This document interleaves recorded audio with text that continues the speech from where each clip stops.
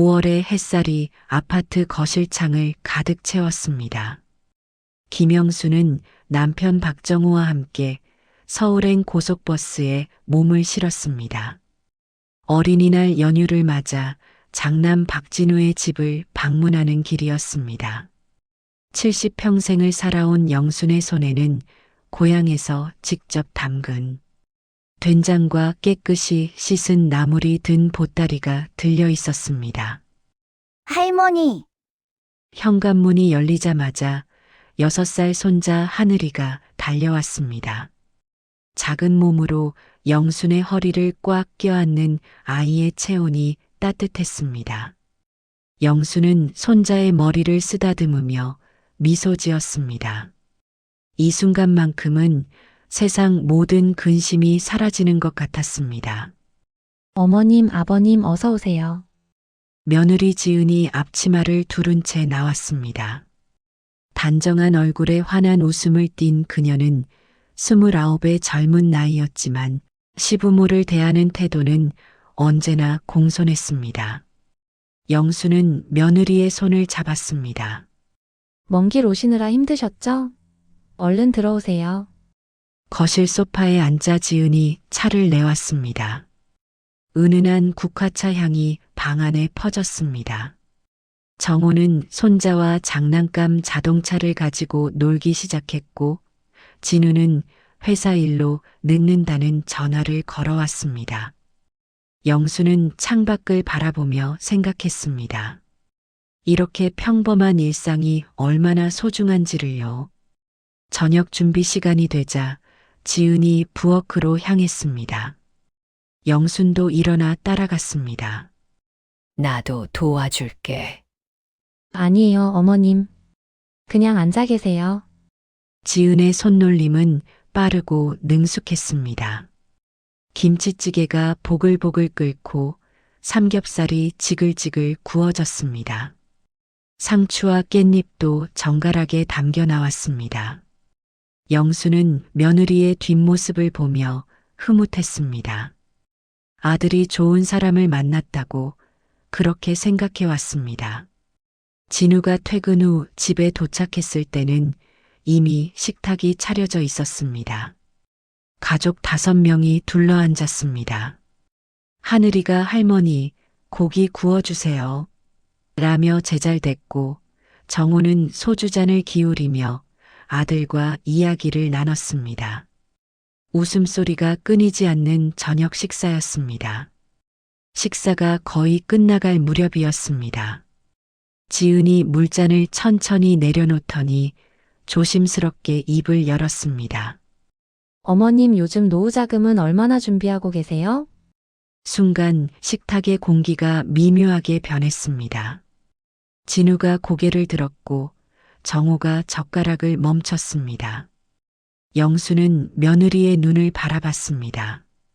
말투는 부드러웠지만 그 눈빛 어딘가에 계산하는 듯한 무언가가 스쳐 지나갔습니다. 아, 그냥 궁금해서요. 요즘 어른들 건강도 챙기셔야 하고 병원비도 많이 들잖아요.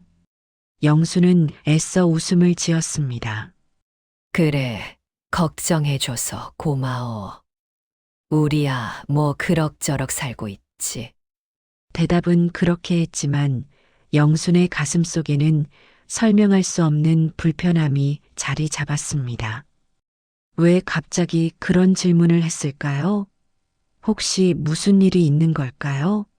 아니면 단순한 관심이었을까요? 지은은 이내 밝게 웃으며 다른 화제로 넘어갔습니다.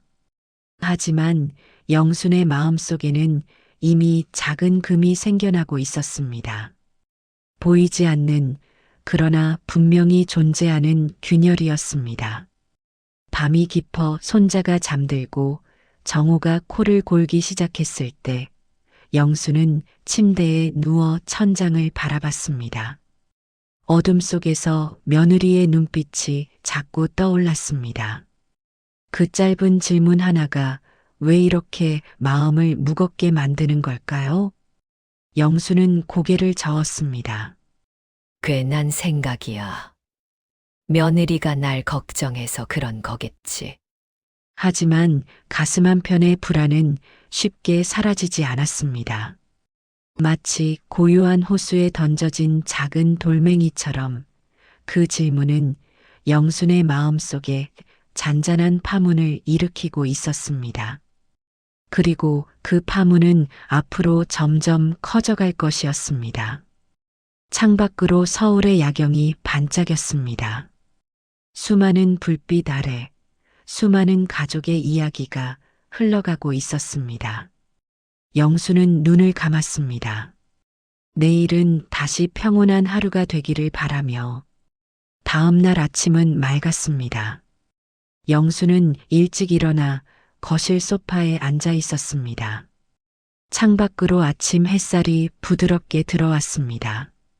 정호는 아직 방에서 자고 있었고 진우 부부는 하늘이를 깨우고 있었습니다. 영수는 가방을 뒤적였습니다. 어제 고향에서 가져온 손자 선물을 꺼내려던 참이었습니다. 하늘이가 좋아할 만한 과자와 작은 장난감이 든 노란색 에코백이었습니다. 분명 여기 넣어뒀는데 가방 안을 다시 살폈습니다. 지갑, 수첩, 안경집, 손수건. 그런데 노란 가방이 보이지 않았습니다. 영수는 자리에서 일어나 짐을 놓아둔 방으로 갔습니다. 캐리어를 열어봤습니다. 옷가지와 된장 용기만 있을 뿐이었습니다. 이상하네. 영수는 고개를 갸웃거렸습니다. 분명 어젯밤에도 봤던 것 같은데. 아니, 확실히 있었습니다. 버스에서 내릴 때도 확인했으니까요. 어머님 무슨 일이세요? 지은이 방문 앞에 섰습니다. 단정한 차림에 미소를 띤 얼굴이었습니다. 아, 그게 하늘이 줄 가방이 안 보였어. 가방요? 지은이 고개를 갸웃했습니다.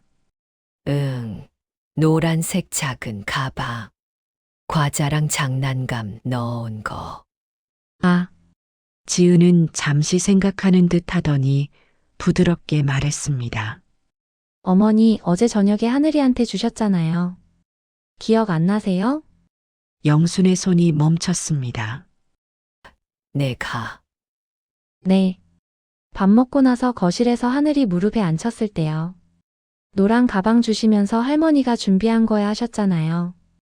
영수는 숨이 턱 막히는 느낌이었습니다. 그녀는 분명히 그런 기억이 없었습니다. 어제 저녁 하늘이와 놀긴 했지만 가방을 건넨 적은 없었습니다. 아직 주지도 않았는데. 그런가. 영수는 애써 웃었습니다. 하지만 가슴속이 답답했습니다. 정말 내가 깜빡한 걸까? 나이가 들어서? 괜찮으세요? 요즘 많이 피곤하시죠? 지은의 목소리는 상냥했습니다. 하지만 그 눈빛에는 묘한 것이 있었습니다. 걱정이라기보다는 관찰하는 듯한. 아니, 괜찮아. 내가 깜빡했나 보네. 영수는 자리로 돌아왔습니다. 그런데 핸드백을 집어드는 순간 안에서 낯선 물건이 만져졌습니다. 차갑고 딱딱한 금속 느낌이었습니다. 꺼내보니 오래된 열쇠였습니다. 녹이 슬고 낡은 창고 문에나 쓸 법한 큰 열쇠였습니다. 이게 뭐지? 영수는 열쇠를 들여다봤습니다. 처음 보는 물건이었습니다. 언제 이게 내 가방에 들어온 거지? 지은아, 영수는 며느리를 불렀습니다. 네, 어머님. 이 열쇠 혹시 너희 집 거니? 지은이 다가와 열쇠를 받습니다. 잠시 말없이 바라보더니 고개를 저었습니다. 아니에요. 우리 집 열쇠 아닌데요. 그럼 이게 왜 내 가방에? 어머니 가방 아니에요? 내 건데. 이 열쇠는 내게 아니야. 지은은 미소를 지었습니다. 그런데 그 미소가 영순에게는 어딘가 이상하게 느껴졌습니다. 혹시 집에서 가져오신 거 아니에요? 창고 열쇠 같은데. 우리 집 창고 열쇠는 따로 있어. 이건 처음 봐. 그러시군요. 지은은 더 이상 묻지 않았습니다. 그저 부드럽게 웃으며 부엌으로 돌아갔습니다. 영수는 손에 든 열쇠를 한참 들여다봤습니다. 이상했습니다. 가방이 사라지고 내 기억에 없는 열쇠가 생기고 뭔가 맞지 않았습니다. 점심 식사는 조용했습니다. 진우는 회사 일로 나갔고 정호는 하늘이와 블록놀이를 하고 있었습니다. 영수는 밥을 먹으면서도 계속 아침 일이 머릿속을 맴돌았습니다. 저녁 무렵 진우가 퇴근했습니다. 가족이 다시 거실에 모였습니다. 하늘이는 할아버지 무릎에 앉아 그림책을 보고 있었고 지은은 차를 준비하고 있었습니다. 평범한 저녁 풍경이었습니다. 진우가 소파에 앉으며 말을 꺼냈습니다. 엄마, 왜? 요즘 좀 깜빡하시는 것 같아서요. 영수는 아들을 바라봤습니다. 진우의 표정은 진지했습니다. 어제도 그렇고 오늘 아침에도 지은이한테 들었는데 기억이 좀 가물가물하신다고. 그게 영수는 입을 열었다가 다시 닫았습니다. 뭐라 말해야 할지 몰랐습니다. 그래서 제가 병원 예약했어요. 병원. 치매 검사요. 그 말이 떨어지는 순간 영순의 심장이 쿵 내려앉았습니다. 치매. 엄마 놀라지 마세요. 요즘은 미리 검사하는 게 좋대요. 조기에 발견하면 관리할 수 있으니까. 지은이 차를 들고 와 옆에 앉았습니다. 맞아요, 어머님. 걱정하실 것 없어요. 그냥 검사 한번 받아보시는 거예요. 영수는 두 사람을 번갈아 봤습니다. 아들과 며느리의 얼굴엔 걱정 어린 표정이 가득했습니다. 하지만 영순에게는 그게 걱정으로만 보이지 않았습니다. 마치 이미 결론을 내려놓고 말하는 것 같았습니다. 언제 예약했는데? 다음 주 화요일이요. 서울대병원. 내가 언제 검사 받자고 했어? 진우는 잠시 망설였습니다. 엄마가 말씀 안 하셔도 저희가 봤을 때 필요한 것 같아서요. 영수는 아무 말도 할 수 없었습니다. 가슴이 답답했습니다. 왜 미리 상의도 없이 예약부터 해놓은 걸까요? 왜 내가 치매에 걸렸다는 듯이 말하는 걸까요? 진우야, 엄마는 괜찮아. 그냥 피곤해서 그런 거야. 엄마 그게 아니라 난 괜찮다고. 영순의 목소리가 조금 높아졌습니다. 정우가 고개를 들었고 하늘이가 할머니를 봤습니다. 영수는 숨을 고르며 다시 차분히 말했습니다. 미안. 엄마가 좀 예민했네. 그래, 검사 받아볼게. 진우와 지은이 안도하는 표정을 지었습니다. 하지만 영순의 마음은 무거웠습니다. 뭔가 잘못되고 있었습니다. 뭔가 이상했습니다. 밤이 되어 방에 누웠을 때 영수는 천장을 바라봤습니다. 정우는 벌써 잠들었습니다. 어둠 속에서 영수는 생각했습니다. 가방은 정말 내가 준 걸까? 열쇠는 어떻게 내 가방에 들어온 걸까? 그리고 왜 아이들은 이렇게까지 서둘러 날 병원에 데려가려 하는 걸까? 영수는 눈을 감았습니다. 하지만 잠이 오지 않았습니다. 불안이 조금씩 커지고 있었습니다. 무언가가 틀어지고 있다는 느낌이 들었습니다. 창밖으로 서울의 밤이 깊어갔습니다. 수많은 불빛 아래서 영수는 혼자 깨어 있었습니다. 그리고 다짐했습니다. 이대로 당하고만 있을 순 없다고. 뭔가 알아내야 한다고. 밤 11시가 넘었습니다. 집안은 고요했습니다. 하늘이는 벌써 잠들었고 진우 부부도 방으로 들어간 뒤였습니다. 영수는 침대에 누워 있었지만 잠들 수 없었습니다. 정우는 옆에서 뒤척이고 있었습니다. 영순아, 정우가 작은 목소리로 불렀습니다. 응, 나도 이상해. 뭔가 안 맞아. 영수는 남편을 돌아봤습니다. 정우의 얼굴에도 불안이 서려 있었습니다. 오늘 진우가 한 말 있잖아. 치매 검사사. 응, 우리 아들이 그렇게까지 서두를 애가 아닌데. 정우는 천장을 바라봤습니다. 나도 그래. 계속 마음에 걸려. 두 사람은 한동안 말이 없었습니다. 어둠 속에서 시계 초침 소리만 들렸습니다. 정우가 벌떡 일어났습니다. 뭐해? 화장실. 정우는 방을 나갔습니다. 복도를 지나 화장실로 향했습니다. 그런데 거실에 불이 켜져 있었습니다. 정우는 발걸음을 멈췄습니다. 거실 소파에 하늘이의 태블릿이 놓여 있었습니다. 불빛이 아직 꺼지지 않은 채였습니다. 누군가 쓰다가 그냥 둔 것 같았습니다. 정우는 주위를 살폈습니다. 아무도 없었습니다. 그는 조심스럽게 소파로 다가갔습니다. 태블릿 화면을 봤습니다. 인터넷 브라우저가 열려 있었습니다. 정우는 잠시 망설였습니다.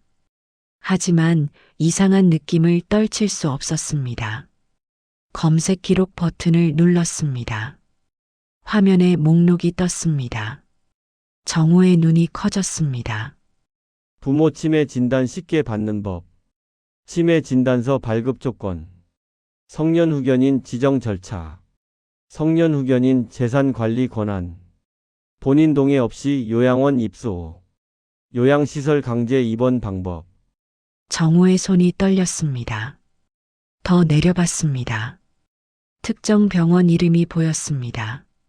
서울대병원 정신건강의학과, 그리고 의사 이름, 김현우 교수, 예약 완료 화면에 스크린샷까지 저장돼 있었습니다. 정우는 숨을 삼켰습니다. 이건 단순한 걱정이 아니었습니다. 이건 계획이었습니다. 치밀한 계획. 더 아래를 봤습니다. 재산 상속 순서. 부모 사망 시 상속세.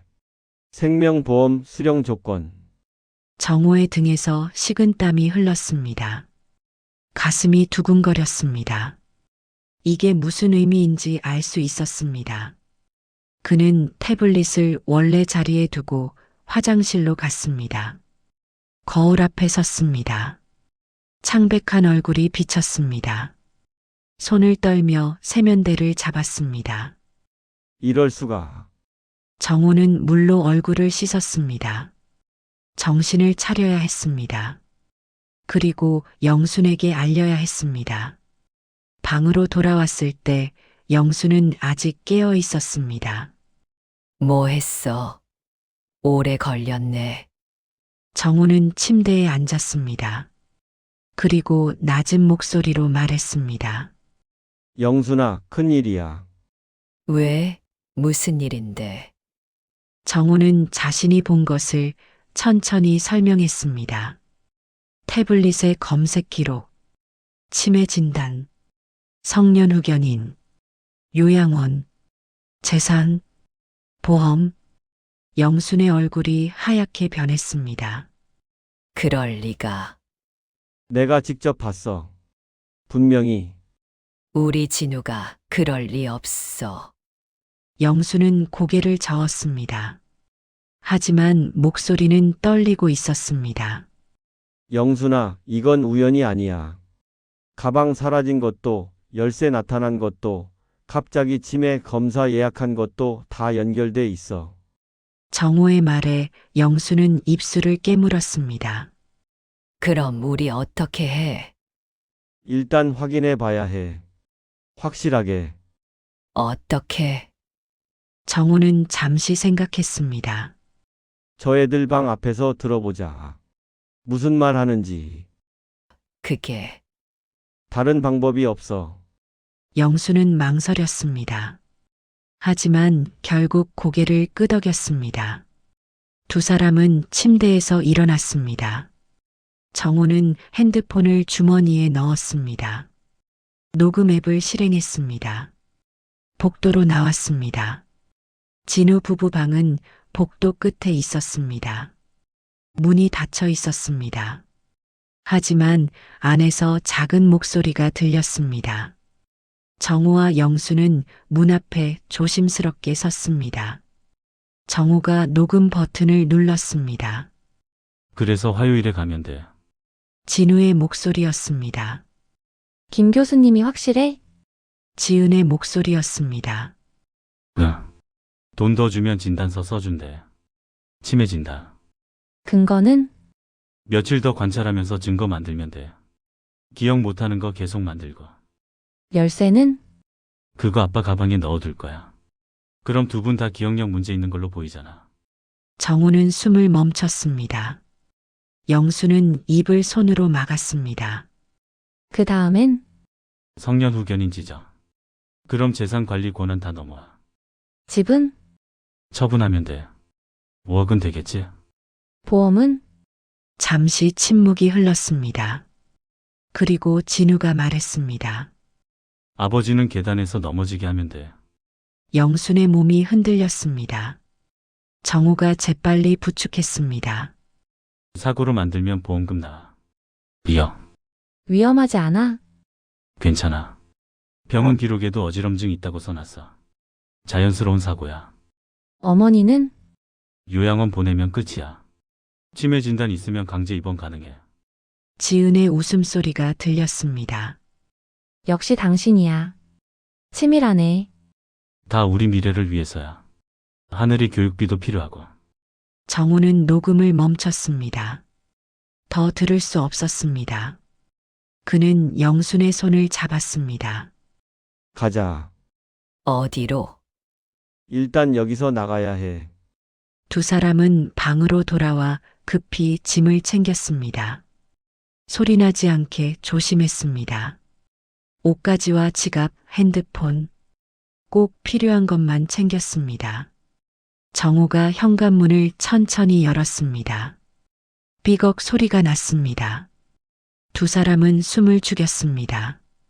다행히 아무도 나오지 않았습니다. 복도로 나와 엘리베이터를 탔습니다. 1층으로 내려갔습니다. 아파트 밖으로 나왔습니다. 차가운 밤 공기가 얼굴을 때렸습니다. 택시 잡자. 정우가 손을 들었습니다. 곧 택시가 섰습니다. 어디로 가시겠습니까? 일단 서울역으로 가주세요. 택시가 출발했습니다. 뒷자리에서 영수는 몸을 떨고 있었습니다.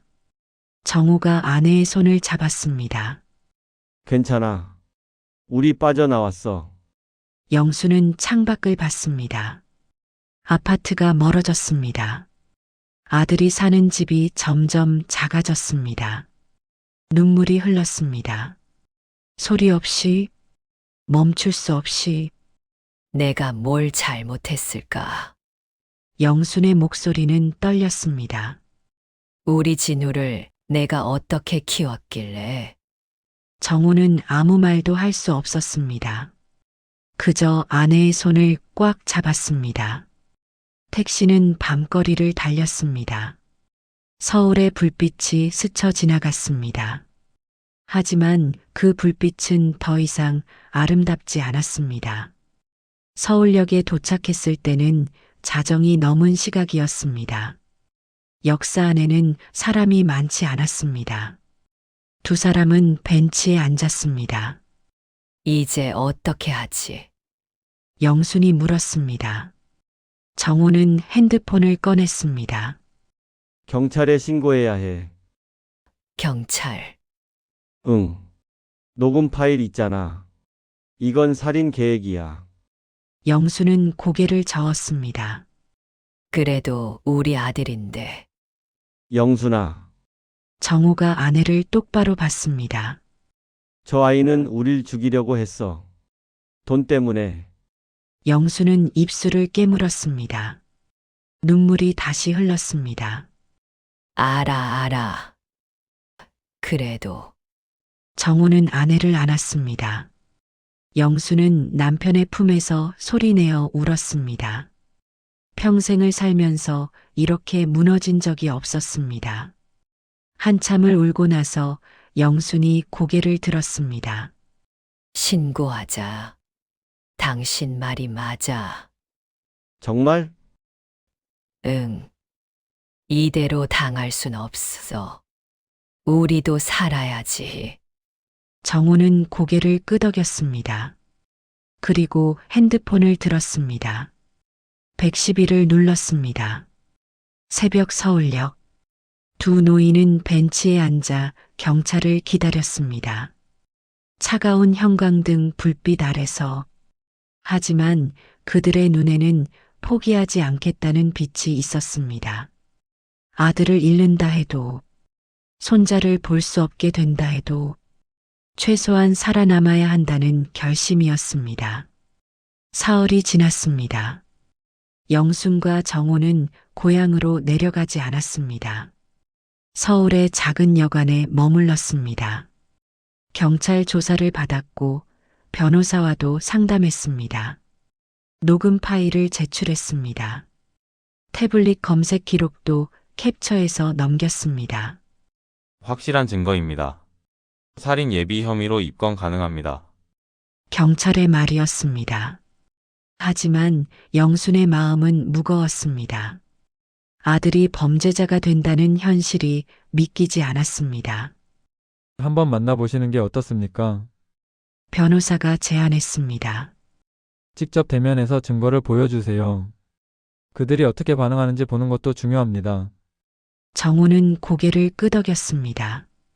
그래. 얼굴 보고 물어봐야지. 영수는 망설였습니다. 하지만 결국 동의했습니다. 목요일 오후 영수는 진우에게 문자를 보냈습니다. 신촌 카페에서 보자. 오후 3시. 꼭 와라. 답장은 금방 왔습니다. 알겠습니다, 어머니. 걱정 많이 했어요. 영수는 핸드폰을 내려놨습니다. 손이 떨렸습니다. 신촌역 근처 카페는 조용했습니다. 2층 창가 자리였습니다. 영순과 정호는 일찍 도착해 앉아 있었습니다. 테이블 위에는 서류 봉투가 놓여 있었습니다. 긴장되지? 정호가 물었습니다. 응. 영수는 창밖을 봤습니다. 사람들이 오가고 있었습니다. 평범한 일상이었습니다. 하지만 그녀의 일상은 이미 무너져 있었습니다. 3시가 되었습니다. 카페 문이 열렸습니다. 진우와 지은이 들어왔습니다. 두 사람은 2층으로 올라왔습니다. 어머니, 아버지. 진우가 다가왔습니다. 얼굴에는 걱정스러운 표정이 가득했습니다. 갑자기 연락도 없이 나가셔서 얼마나 놀랐는지 아세요? 지은도 옆에 섰습니다. 전화도 안 받으시고 무슨 일 있으세요? 영수는 두 사람을 바라봤습니다. 그들의 얼굴은 진심으로 걱정하는 것처럼 보였습니다. 하지만 영수는 알고 있었습니다. 그 뒤에 무엇이 숨어 있는지. 앉아라. 정우가 말했습니다. 목소리는 차가웠습니다. 진우와 지은이 마주보고 앉았습니다. 테이블 위에 봉투를 봤습니다. 저게 뭐예요? 진우가 물었습니다. 정우는 봉투를 열었습니다. 안에서 서류를 꺼냈습니다. A사 용지 여러 장이었습니다. 이게 뭔지 아니? 첫 장을 넘겼습니다. 태블릿 검색 기록 캡처 화면이었습니다. 부모 치매 진단 쉽게 받는 법. 성년 후견인 재산 관리 권한. 본인 동의 없이 요양원 입소. 진우의 얼굴이 굳었습니다. 이거. 너희 집 태블릿에서 캡처한 거다. 정우가 말했습니다. 지은이 당황한 표정을 지었습니다. 아니, 그건 그냥 검색해 본 거예요. 혹시 몰라서. 혹시 몰라서 영순이 처음으로 입을 열었습니다. 우리를 죽이려고? 진우가 벌떡 일어났습니다. 엄마, 무슨 소리예요? 우리가 언제? 앉아. 정호의 목소리가 낮았습니다. 진우는 천천히 앉았습니다. 정호는 다음 서류를 넘겼습니다. 이메일 출력물이었습니다. 김현우 교수님께 치매 진단서 건으로 연락드립니다. 말씀하신 대로 추가 비용 입금했습니다. 확인 부탁드립니다. 박진우. 지은의 얼굴이 하얗게 변했습니다. 이건 어떻게? 병원 행정실에 요청했다. 협조 받았어. 정우가 말했습니다.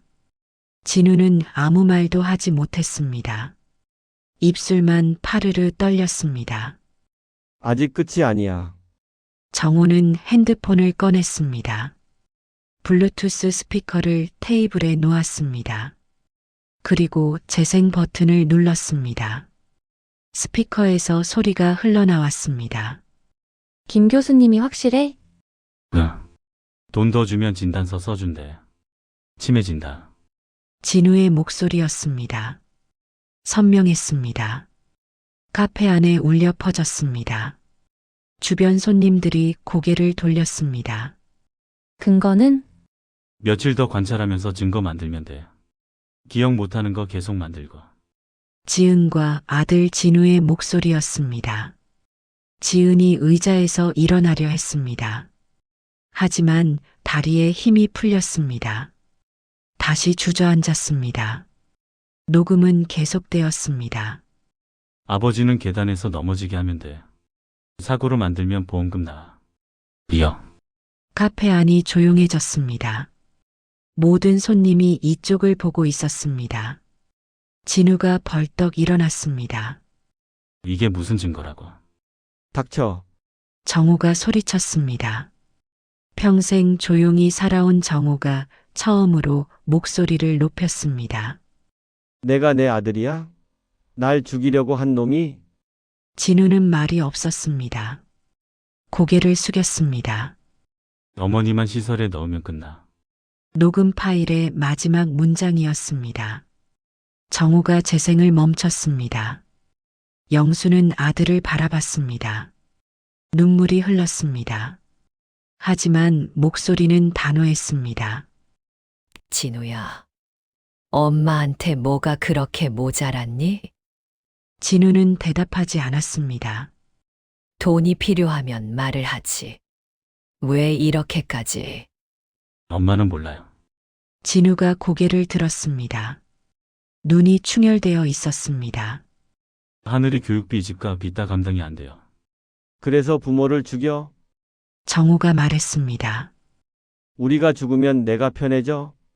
진우는 아무 말도 하지 못했습니다. 지은은 테이블에 얼굴을 묻고 흐느끼기 시작했습니다. 영수는 서류를 다시 봉투에 넣었습니다. 원본은 경찰에 넘겼다. 진우가 고개를 번쩍 들었습니다. 뭐라고요? 변호사한테도 줬어. 살인 예비 혐의로 고소했다. 엄마. 진우가 소리쳤습니다. 제발 그러지 마세요. 하늘이 생각해서라도. 내가 하늘이 생각했어. 영순의 목소리가 떨렸습니다. 할아버지 할머니 죽이는 게 하늘이한테 좋은 거야? 진우는 말문이 막혔습니다. 카페 직원이 다가왔습니다. 손님 너무 시끄러우신데요. 그때 카페 문이 열렸습니다. 경찰 2명이 들어왔습니다. 정우가 미리 연락해둔 것이었습니다. 박진우 씨, 최지은 씨 맞습니까? 경찰이 물었습니다. 진우와 지은이 고개를 들었습니다. 살인 예비 혐의로 동행해야겠습니다. 잠깐만요, 이건 오해예요. 진우가 소리쳤습니다. 우리 부모님이랑 얘기 좀 할게요. 제발. 경찰은 고개를 저었습니다. 조사실에서 진술하시죠. 진우와 지은의 손에 수갑이 채워졌습니다. 주변 손님들이 속삭였습니다. 핸드폰으로 찍는 사람도 있었습니다. 엄마, 진우가 끌려가며 소리쳤습니다. 미안해요. 정말 미안해요. 영수는 고개를 돌렸습니다. 볼 수 없었습니다. 아들의 그 얼굴을. 지은은 울면서 끌려갔습니다. 아무 말도 하지 못했습니다. 카페 문이 닫혔습니다. 경찰차 사이렌 소리가 멀어졌습니다. 영순과 정호는 테이블에 그대로 앉아 있었습니다. 주변이 시끄러웠지만 두 사람에게는 아무 소리도 들리지 않았습니다. 끝났네. 정호가 말했습니다.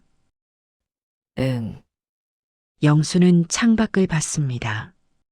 해가 기울고 있었습니다. 사람들은 여전히 거리를 오가고 있었습니다. 세상은 변함없이 돌아가고 있었습니다. 잘한 걸까? 영순이 물었습니다. 잘한 거야. 우리도 살아야지. 정호가 아내의 손을 잡았습니다. 이제 집에 가자. 응. 두 사람은 자리에서 일어났습니다. 카페를 나왔습니다. 저녁 공기가 차가웠습니다. 걸으면서 영수는 생각했습니다. 아들을 잃었습니다. 손자도 볼 수 없을 것입니다. 하지만 목숨은 지켰습니다. 그리고 존엄도. 고향 가서 뭐 먹고 싶어? 정우가 물었습니다. 된장찌개. 그래. 내가 끓여줄게. 영수는 미소 지었습니다. 슬프지만 후회는 없었습니다. 이것이 최선이었습니다. 서울역으로 가는 길. 두 노인은 손을 잡고 걸었습니다. 뒤돌아보지 않았습니다. 앞만 보며 걸었습니다. 아직 인생은 끝나지 않았습니다. 함께 살아갈 날들이 남아 있었습니다. 그것만으로도 충분했습니다. 두 달이 지났습니다. 여름이 왔습니다. 영순과 정호는 고향 집에서 조용히 지냈습니다. 마당에 토마토가 빨갛게 익었고 장독대 옆 봉숭아꽃이 피었습니다. 재판은 빠르게 진행되었습니다. 증거가 명확했습니다.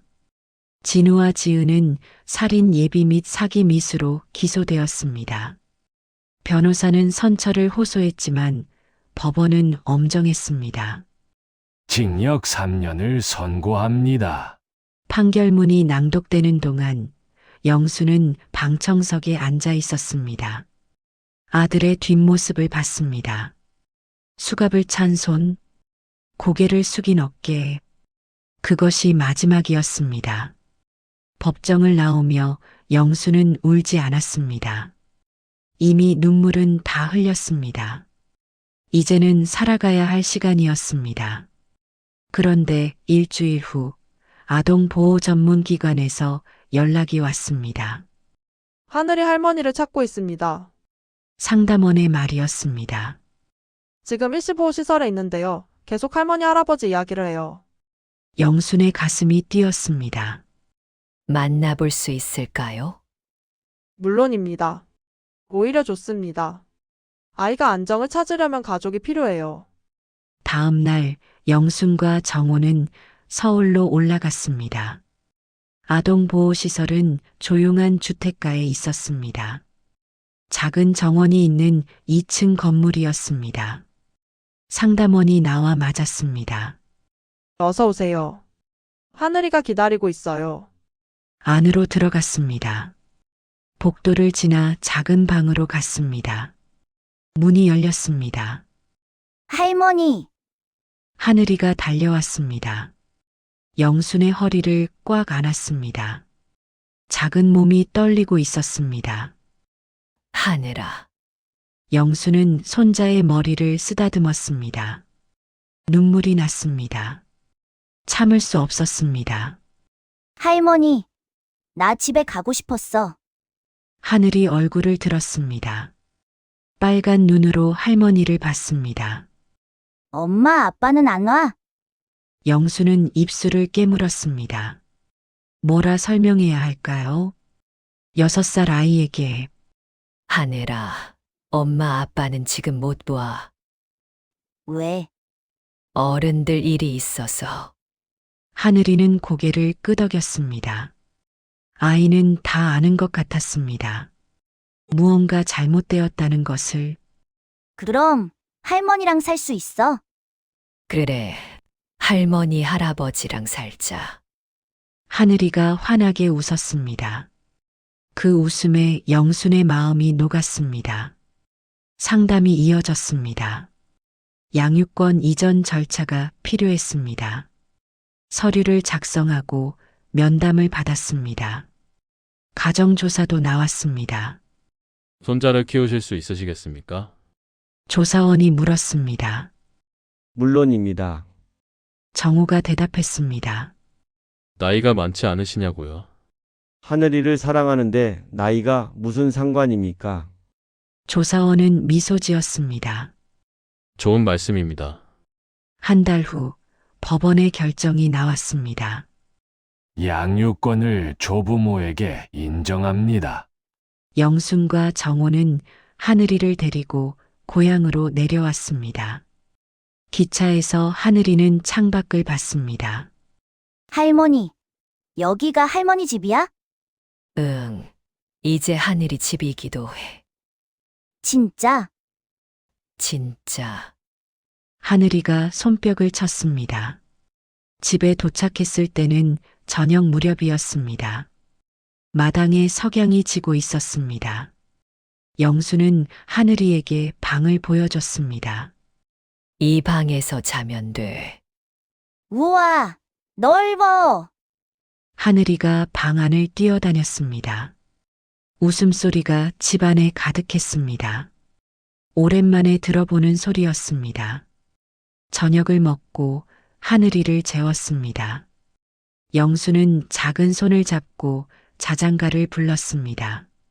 하늘이는 금방 잠들었습니다. 영순과 정호는 거실에 앉았습니다. 이제 우리가 키워야지. 정호가 말했습니다.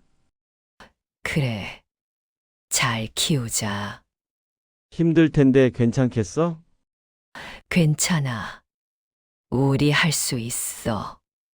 영수는 웃었습니다. 처음으로 편안하게 웃었습니다. 여름이 가고 가을이 왔습니다. 하늘이는 초등학교 입학 준비를 했습니다. 영수는 동네 학교에 등록했습니다. 작은 시골 학교였지만 선생님들은 친절했습니다. 교감 선생님이 말했습니다. 걱정 마세요. 우리 학교는 가족 같아요.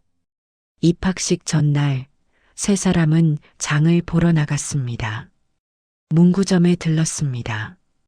책가방을 고르기 위해서였습니다. 하늘아, 어떤 색 좋아? 파란색. 하늘이가 파란색 책가방을 집어들었습니다. 로봇 그림이 그려진 가방이었습니다. 이거요, 할머니. 그래, 이거 살까? 네. 계산을 하고 나오는 길에 하늘이가 말했습니다. 할머니, 이거 나의 새 시작 가방이야. 영수는 손자를 내려다봤습니다. 하늘이는 환하게 웃고 있었습니다. 그 웃음에 영순의 가슴이 따뜻해졌습니다. 그래, 새로운 시작이야. 영수는 손자의 손을 잡았습니다. 작고 따뜻한 손이었습니다. 집으로 돌아오는 길, 봄바람이 불었습니다. 아니, 가을바람이었습니다. 시원하고 부드러운 바람이었습니다. 세 사람의 머리카락을 쓰다듬었습니다. 영수는 하늘을 올려다봤습니다.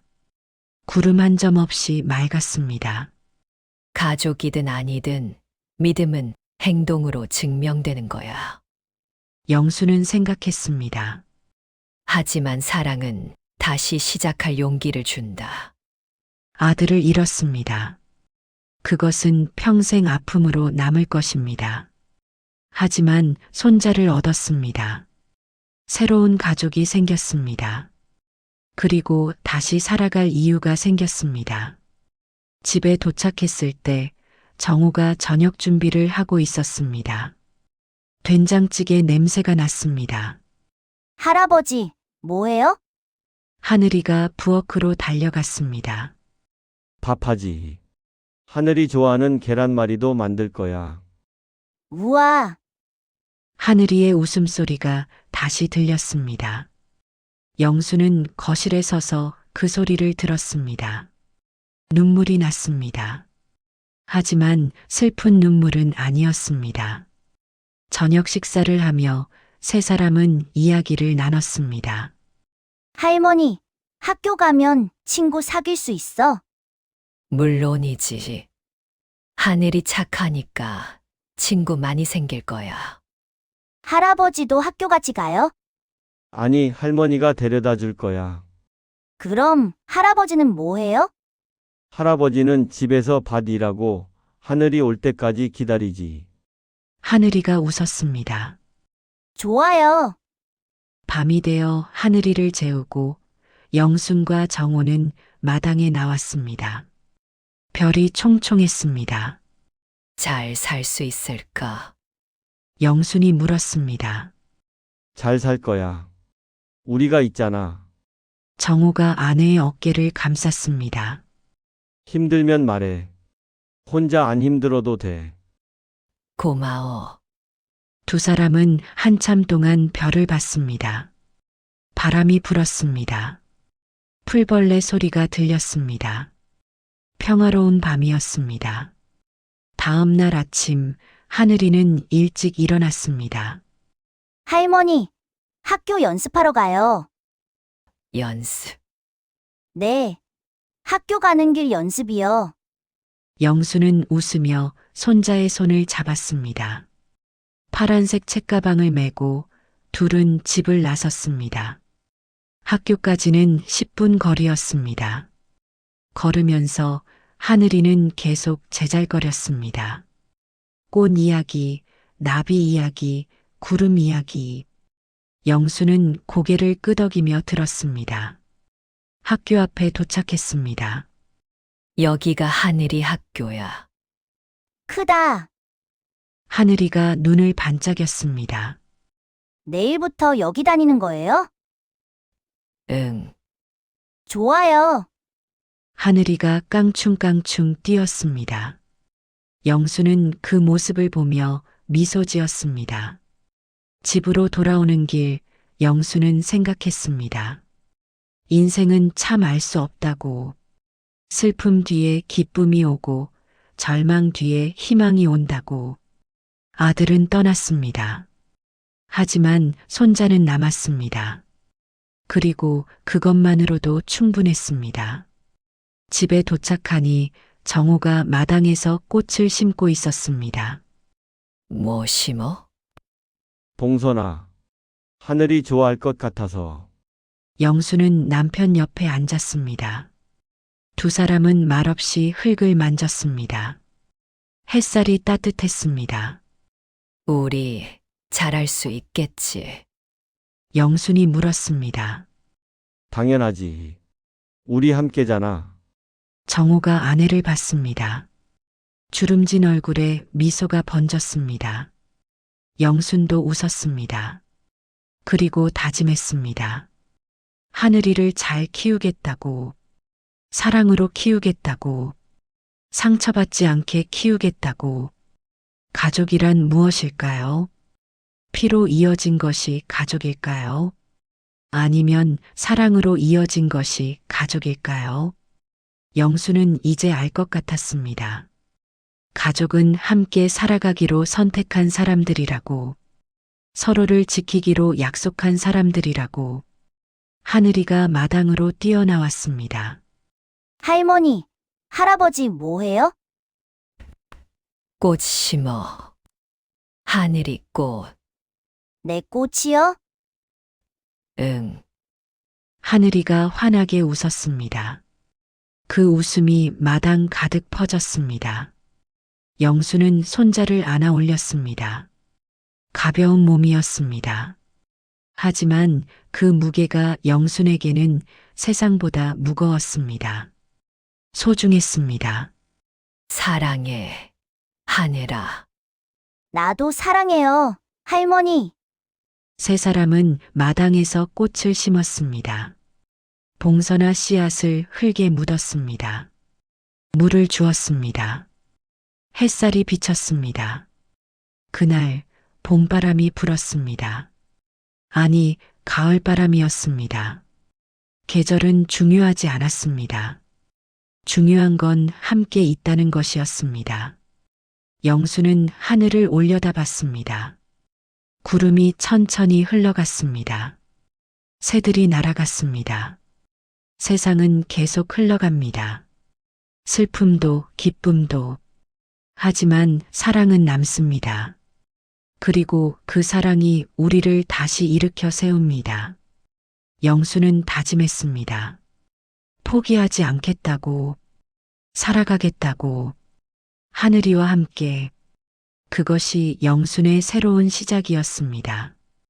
잃은 평생을 살고 다시 시작하는 인생이었습니다.